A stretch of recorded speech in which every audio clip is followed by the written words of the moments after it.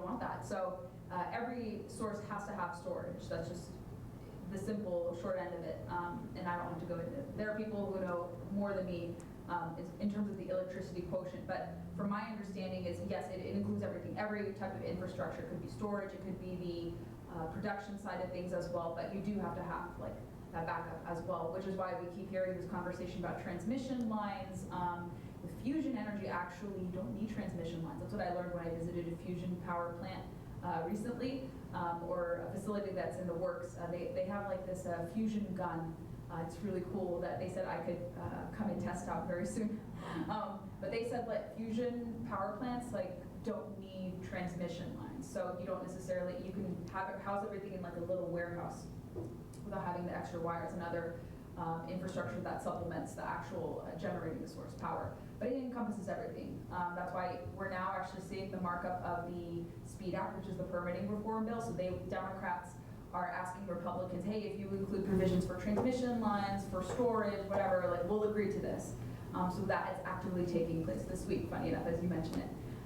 So yeah, I think it encompasses everything. It's not just build more for production and consumption. Like you do need to have that as well. So I hope that answers your question.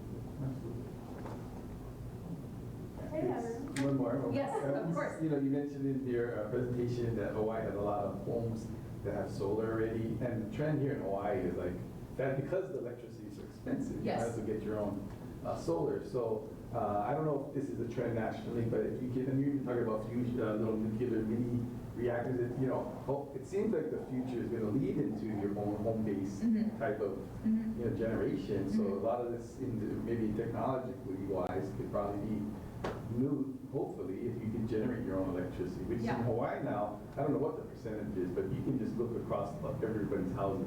Everyone has. That almost 80, if you have enough money. The adoption is 80%. I mean, to me, it just looks like that. I mean, you can look at homes, and anybody that has money, I would say the ones that are cash, if you can buy, because I have friends that can't buy solar because maybe they don't have the funds to get it. Sure. But they know they'll pay it off in not even 5 years. They're going to pay some of these units off because the bills are so high in less than a few years. And so I don't know, in Hawaii that's already the trend. So if you have enough equity to put into a solar, you're making your money off of the solar panels already. And this has been like this for 10 plus, maybe 20 years already, because people have been doing this for a while here. So I'm just saying, wondering if you're looking at the future for this to go across. Hawaii is kind of a good place to look at it, because as the generation, the electric companies used to even pay people, like to get energy from these solar units on their homes and stuff. And still not sure how that works with batteries and all that kind of stuff. But I'm just wondering, what do you see in the future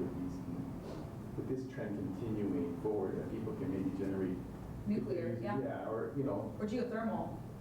We do see this in mainland U.S. where people are, of course, they have natural gas generators. I have seen solar panels even in my state, but that's not really popular in Virginia because we do get snow, and we don't get as many sunny days. But solar has faced a lot of issues, let's say in the lower 48, where a lot of companies are declaring bankruptcy because they were dependent on subsidies. In California, they have excess solar power where now they're just like dumping it because they don't know what to do with it. So even solar is really expensive in California too. Promise it's going to be so cheaper, it's going to be great, but California can't manage solar even with adequate storage. So I think, I don't know if Hawaii has that example too, but you look at states like that, like in other blue states like Hawaii, replicate that could be a problem in the future. And I'm not sure how widely, I don't recall when Hawaii first adopted solar, but you guys get more sunshine compared to most states in the US.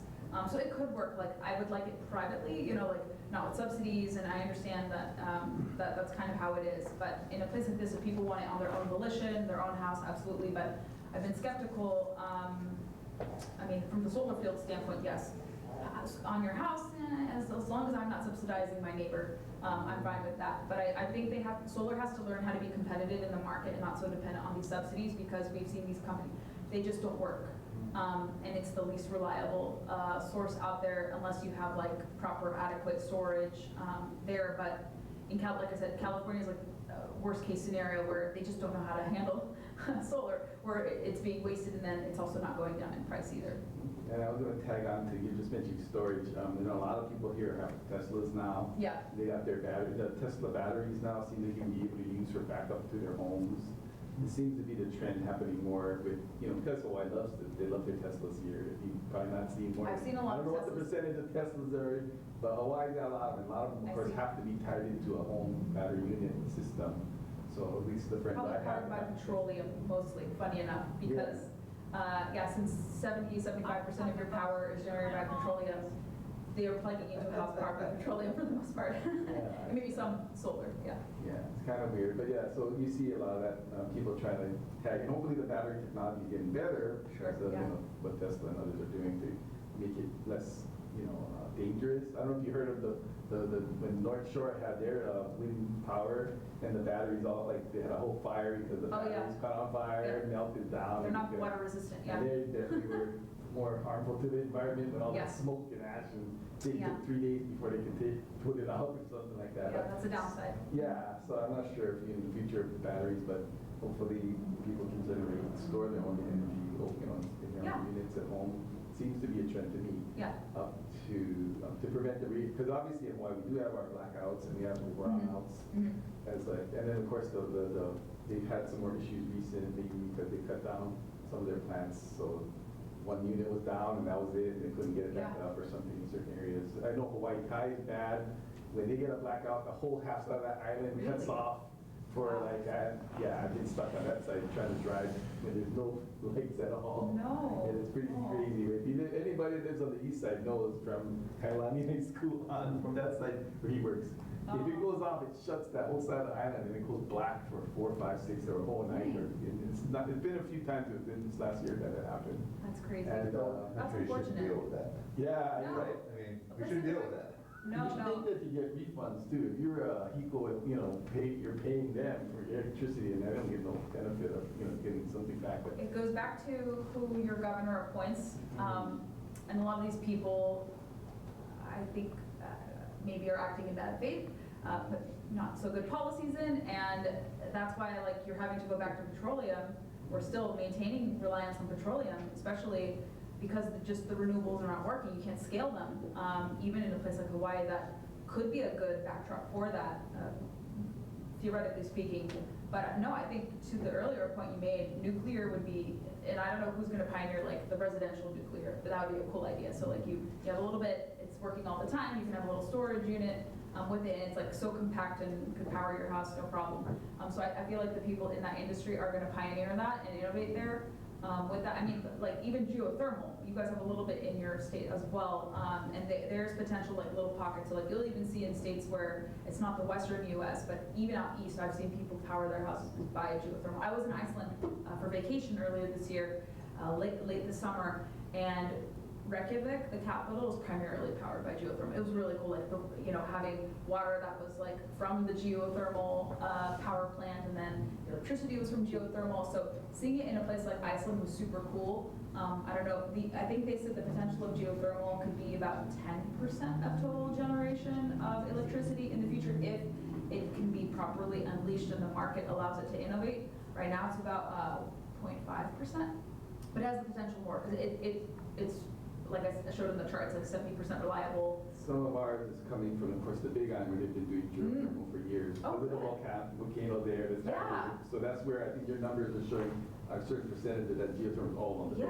Yeah, they should tap into that safely, because Iceland is also volcanic too. Yeah, and then a couple times the lava field almost took over the geothermal plant, but they had to fill in a couple of those some of Oh the my things that we were goodness. tapping into. But yeah, Big Island has that potential. They should probably be doing a better job of protecting the geothermal plants with walls Yes. that when the lava comes and it doesn't cover over the Yeah. geothermal there. But I'm not sure about Oahu or the rest of the islands being able to tap into that because of the dormancy here, but I don't know how deep they would have to drill on Oahu compared to the Big Island or even maybe Maui. Maui has potential, I think. Maybe they might be able to drill into some geothermal over there. Very I'm cool. not sure the rest of the island chain has got enough action going on maybe to get to anything hot or not.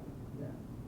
Yeah, those are great questions and observations. No, I hope his presentation inspires a little bit of it, and I can be helpful after the fact. Like, please be reaching out to me through Tegan. I want to be a resource to the organization and the group. Your connection to Washington, if you need one, because I'm always keeping a pulse on this, and we're going to actively watch Hawaii because you guys have, of course, like I mentioned, the highest electricity. I don't want you guys to suffer, and I think some relief will come from the federal side of things, as you had mentioned. I think there will be some challenging of policies that could supersede what your state is doing. And like I said, I think your governor is going to have to be forced to renege on some of his commitments. And like I said, we're even seeing New York, of all places, they just approved a new, keeping a nuclear station. I think they are going to keep one and maybe bring back one or start a new one. But they just approved an underwater natural gas pipeline from Pennsylvania that's going to go underneath New York City to connect. So even New York is kind of scaling down this. So I think Hawaii has that same potential too. Everyone good? No more questions?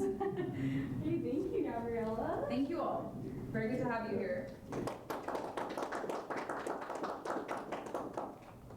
Okay, guys, thank you everyone for coming. Let's see, here we go. Okay, so we have a couple announcements. This weekend on Sunday, we are going to have our Friendsgiving in collaboration with the Hawaii Young Republicans. We have a couple people RSVP'd. I will put up the link. It is a potluck, so sign up, bring any dish you want, drinks, anything like that. We have Nicholas Bowling's going to be coming out in December, tentatively. So we're very excited for that. It's going to be really special. 2-day activism training. So the first day he will be coming out and speaking, open air preaching, Q&A, stuff like that. And then in the evening he will have his activism training. So teaching us, how to be active on our campus. And then day 2 will be actually putting that training into action. So going around campus and having students do activism for themselves, which will be awesome. And then to get connected, we have all of our Instagrams, everything, or all of our social media, everything is going to be at TPUSA_UH Mānoa. And if you have any questions, feel free to reach out to Nick or I, and I will leave up all of our RSVP. This is going to be all of our links to anything important. And then if you're interested in Gabriella's news report to download it, that's going to be the QR code for it right there. So yeah, thank you guys all for coming. Thank you.